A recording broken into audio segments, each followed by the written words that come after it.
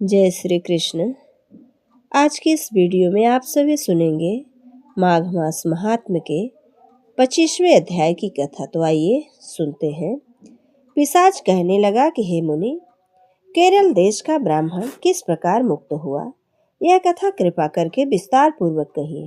देवदूत कहने लगा, केरल देश में वासु नाम वाला एक वेद पारंगत ब्राह्मण था।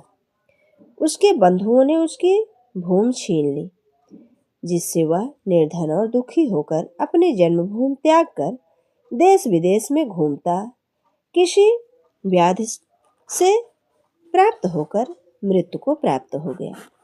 उसका कोई बांधव न होने के कारण उसकी अर्ध वैदिक क्रिया नहीं हुई और न ही उसकी दाह क्रिया हुई।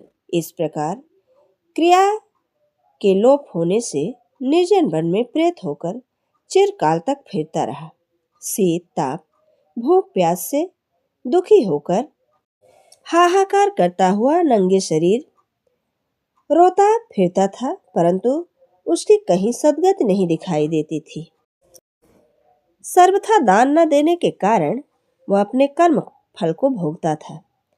जो लोग अग्नि में आहुति नहीं देते, भगवान का पूजन नहीं करते, वे आत्मविद्या का अभ्यास नहीं करते, अच्छे तीर्थों से विमुख रह जाते हैं। जो लोग दुखी लोगों को स्वर्ण वस्त्र तांबूल रत्न फल तथा जल नहीं देते, वह छल कपट से जीविका प्राप्त करने वाले, दूसरों तथा स्त्रियों का धन हरने वाले, पाखंडी कुटिल चोर वाल वृद्ध तथा आतुर और स्त्रियों पर निर्दयता करने वाले, आग लगाने वाले, विष देने वाले, झूठी गवाही देने वाले, कुमार्ग पर चलने वाले, माता पिता भाई बहन संतान तथा अपनी स्त्री का त्याग करने वाले, जो सब तीर्थों में दान लेते हैं, पालन करने वाले स्वामी को त्यागने वाले, गौर तथा भूमि के चोर, वेदों की निंदा करने वाले, वृथा दोह करने वाले, प्राणियों की हिंसा करने वाले, देवता गुरु की निंदा करने वाले, ये सभी बारंबार प्रेत पिशाच राक्षस तथा बुरी योनियों में जन्म लेते हैं। अतएव बुरे कर्मों से बचकर धर्म के कार्य तथा यज्ञ दान और तप आदि करने चाहिए, क्योंकि कर्म फल अवश्य में भी मिलता है। इस प्रकार प्रेत की गति देखकर पाप कर्म कदापि नहीं करने चाहिए। ब्राह्मण कहने लगा कि इस प्रकार उस केरल ब्राह्मण ने उस पर्वत पर अधिक समय व्यतीत करके एक मार्ग में एक पथिक को देखा, जो 2 गगरियों में त्रिवेणी का जल लिया हुआ था। आनंद पूर्वक भगवान के चरित्र का गान कर रहा था। प्रेत ने उसका मार्ग रोककर कहा कि तुम डरो मत, इस नगरी का जल मुझको पिलाओ, नहीं तो मैं तुम्हारे प्राण ले लूंगा। देवदूत कहने लगा कि दुखी दुर्बल नंगे मुरझाए हुए तुम कौन हो? पैरों से पृथ्वी को स्पर्श न करके चलते हो। लोमस ऋषि बोले। प्रेत यह वचन सुनकर कहने लगा कि मेरे ऐसा होने का कारण सुनो। मैंने कभी ब्राह्मणों को दान नहीं दिया, अत्यंत लोभी क्रियाहीन, दूसरों के अन्न से पलने वाला, मैंने कभी किसी को भिक्षा नहीं दी, न दूसरे के दुख से दुखी हुआ। प्यासे प्राणियों को मैंने कभी जल नहीं पिलाया, मैंने कभी छाता जूता दान नहीं किया, न किसी को जल का पात्र पान या औषधि किसी को दी, न मैंने अपने घर में कभी किसी अतिथि को ठहराकर उसका सत्कार किया। अंधे वृद्ध अनाथ और दीनों को मैंने कभी अन्न से संतुष्ट नहीं किया और न ही किसी रोगी को मुक्त किया, न कभी ब्राह्मणों को दान दिया, न कभी अग्नि में हवन किया।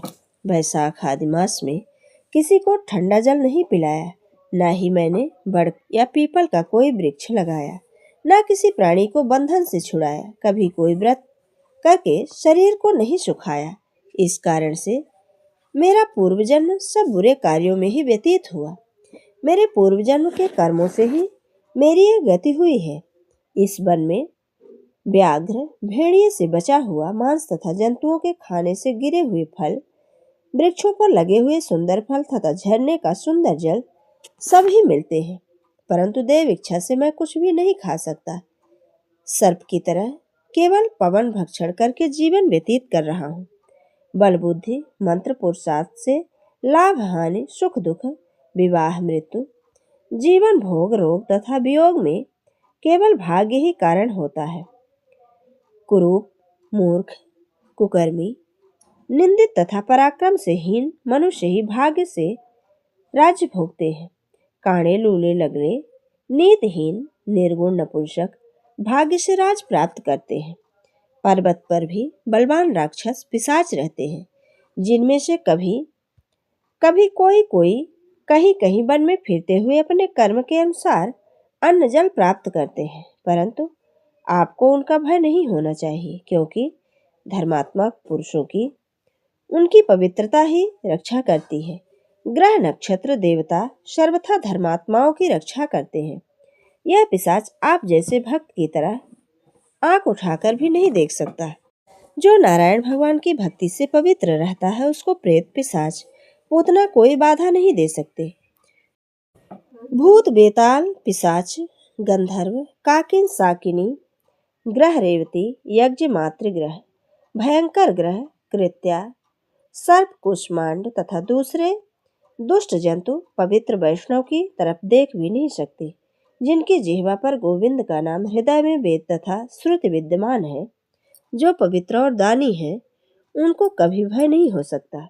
हे ब्राह्मण, इस प्रकार कर्मों का फल भोगता हुआ मैं यहाँ रहता हूँ, ऐसा सोचकर मैं शोक नहीं करता। एक बार मैं जवालिनी नदी के किनारे पर गया था।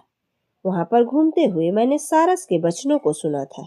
ये थी माघ मास महात्म के 25वें अध्याय की कथा। आगे का वृत्तांत हमारे अगले अध्याय में।